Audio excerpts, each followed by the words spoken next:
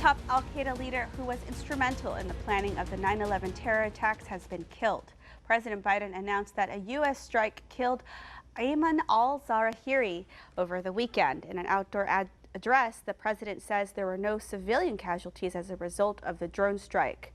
The terrorist was Osama bin Laden's deputy during the 9/11 terror attacks. The escaped inmate suspected of murdering a family of 5 in Texas is dead after a shootout with law enforcement Thursday night. 46-year-old Gonzalo Lopez was spotted driving a truck stolen from the murdered family that was believed to be his getaway vehicle. National news sources are projecting that Raphael Warnock has won the Georgia Senate runoff. The incumbent senator jumped out to an initial lead thanks to strong early voting totals and pulled away as Metro Atlanta counties continue their count. Warnock defeated Republican and football star Herschel Walker, whose campaign was plagued by scandals. A man was shot and killed by Refugio County Sheriff deputies in Woodsboro after deputies say the man fired several shots at them. Deputies responded to a home in the 200 block of Pugh Street early Tuesday after getting a call from a man identified as 24-year-old Franco Miguel Anzaldúa. Sheriff Pinky Gonzalez says Anzaldúa's mother told the sheriff that her son said he wanted to commit suicide by a cop. And 2 women are recovering after a shooting at a child's birthday party Tuesday in El Campo. One woman was struck in the right thigh and was transported to a Houston hospital. The other was grazed on the finger and reportedly refused medical care. Both women are expected to make a full recovery this morning. Authorities say 2 Ford Explorers took them on a high-speed chase down Highway 59 Tuesday. It wasn't until the SUVs crashed that the real chase happened. Authorities say after the crash, multiple people got out and ran off. The suspects reportedly ran into a field off the highway down Perimeter Road. Authorities detained 8 undocumented immigrants. A 40-year-old woman is accused of impersonating a district attorney employee. Authorities say the woman was using a government vehicle in a human smuggling operation. This woman is identified this morning as Magalia Rosa. Rosa was pulled over Wednesday afternoon in the 9,000 block of U.S. Highway 59. Authorities say the vehicle she was in displayed the emblem of the Starr County District Attorney's Office. A robbery suspect still at large this morning. Port Lavaca police say this man is wanted in a September 13th robbery at a Wells Fargo bank. The suspect identified as Mark Anthony Trevino. Authorities say Trevino robbed $4,400 in cash from the Wells Fargo. And this morning out of Wharton County, authorities are looking for a camper stolen from R&M Firearms in El Campo. This video shows the suspect's vehicle leaving the scene. This is around 2:15 a.m. on Friday, July 15th. And now to the latest COVID-19 cases right here in Victoria County. The Public Health Department says there are 10 new confirmed cases of COVID-19. There are under 50 active cases of the virus in the county, and 9,009 people have recovered. And in just a few hours, campuses across the district will be filled with students and teachers getting ready for the start of a new school year. And 25 News Now reporter Cristian Delgado joins us live from outside Victoria West High School, waiting to see those warriors walk through those front doors. Cristian? That's right, Carolina. Soon this whole area is going to be filled with students and staff getting ready for their first day of this upcoming school year. Although this school year will cause a lot of anxiety for students. Texas now has one of the strictest abortion bans in the country. The law took effect Wednesday after the U.S. Supreme Court declined to block it. It prevents women from getting abortions after 6 weeks of gestation. That's before many even know they are pregnant. Guadalupe County Crime Stoppers offering a $5,000 reward for information on a murder suspect. 38-year-old Norman Powell of Seguin is accused of shooting Jerome Roundtree July 2nd at a home in Seguin. Roundtree was taken to a hospital in San Antonio where he later died. Powell was first charged with aggravated assault with a deadly weapon, but that was upgraded to murder. Parents in Uvalde, Texas call for accountability at a school board meeting on Monday night. It has been nearly 4 weeks since a gunman opened fire at Robb Elementary School, killing 19 students and 2 teachers. Parents stood at the podium, some who had lost a child in the shooting, to ask that the board fire school district police chief Pete Arredondo. Investigators testified that police had enough officers to stop the gunman 3 minutes after he entered the building, but they never checked the classroom door to see if it was locked. The head of the Texas Department of Public Safety says the police response was an abject failure. Ukrainian President Volodymyr Zelensky is calling on the U.S. to come to the aid of his war-torn country. Zelensky made an impassioned plea for continued aid before a joint meeting on Congress. The comedian turned wartime leader was hailed as a hero, entering the chamber to thunderous applause. The House committee investigating January 6th is recommending that Donald Trump face criminal charges. In their final public meeting, the committee voted unanimously to recommend a batch of criminal charges to the Justice Department for the former president, including conspiracy to defraud the federal government, obstruction of an official proceeding, conspiracy to make a false statement, and inciting or assisting those in an insurrection. The man suspected of making the bomb that brought down Pan Am Flight 103 has made his first appearance in court in the U.S. Abu Aguila Masood was indicted on multiple charges Monday in connection to the 1988 terror attack.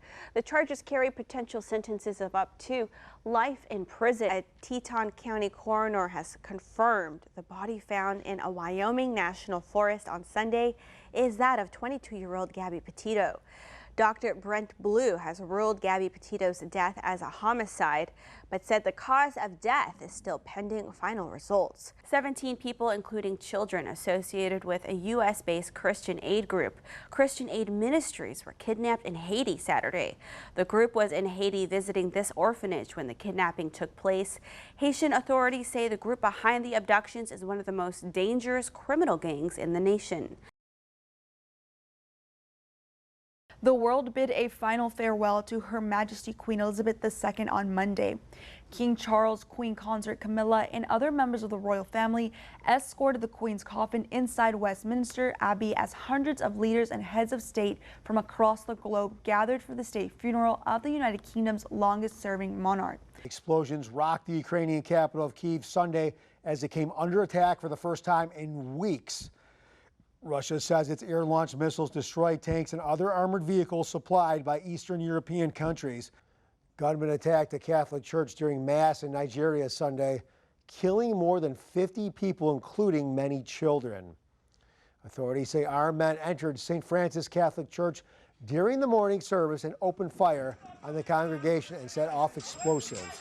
Authorities also say the priest was kidnapped.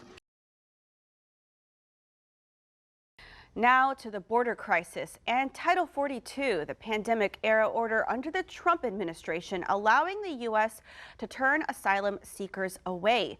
The policy was set to expire today, but the Supreme Court put the rollback on hold. The Biden administration now responding to the High Court, asking it to reject a bid by 19 Republican-led states to keep the measure in place. This morning, mounting uncertainty over Title 42. It comes as the legal challenges over the pandemic-era policy allowing the U.S. to turn away asylum seekers continues to play out. The Supreme Court putting the rollback on hold, and the Biden administration asking the High Court to reject a bid by 19 GOP-led states to keep the policy in place. With the decision on what comes next down to the wire, pressure is building in El Paso, where the mayor says shelters are already packed to the brim. New overnight, the school police chief in Uvalde is breaking his silence about what took officers so long to enter Robb Elementary School, as 19 children and 2 teachers were killed.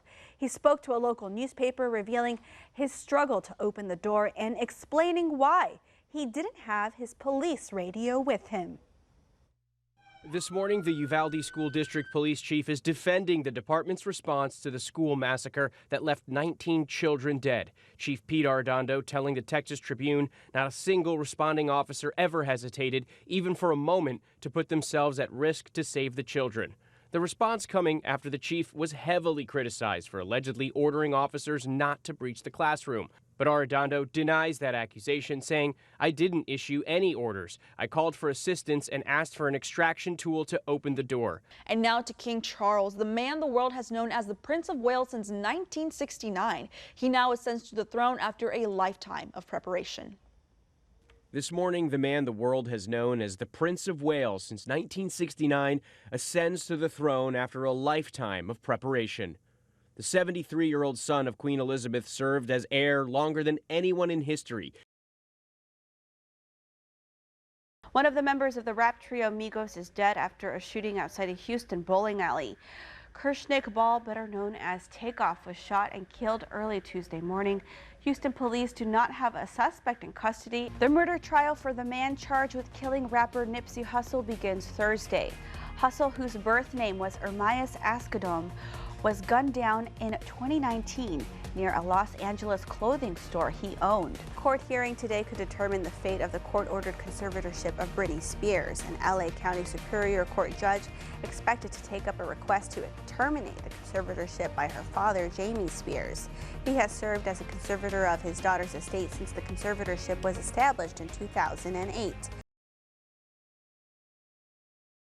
Sources say the Biden administration is leaning towards canceling up to $10,000 in student loan debt for every borrower, but they have to earn less than $125,000 a year. A new study may change what we know about the spread of monkeypox. Official guidance from health agencies say people mostly transmit the infection only after they develop symptoms.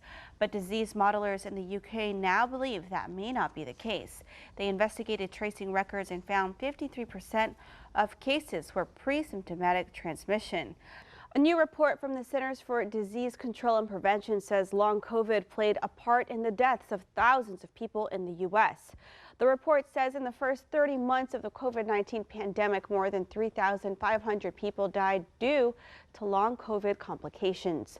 But experts say that number is an undercount. The Victoria Metro unemployment rate is one of the highest in the state. The Texas Labor Market Review reports Victoria ranked 16th in the state with 4.6% unemployment rate.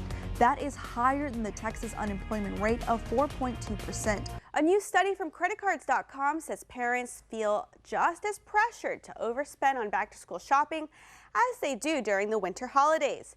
Millennial parents feel the most pressure to overspend. Nearly half of millennials who have done back-to-school shopping for their kids have felt pressure to overspend on those purchases, compared to 37% of Gen Xers and 20% of baby boomers.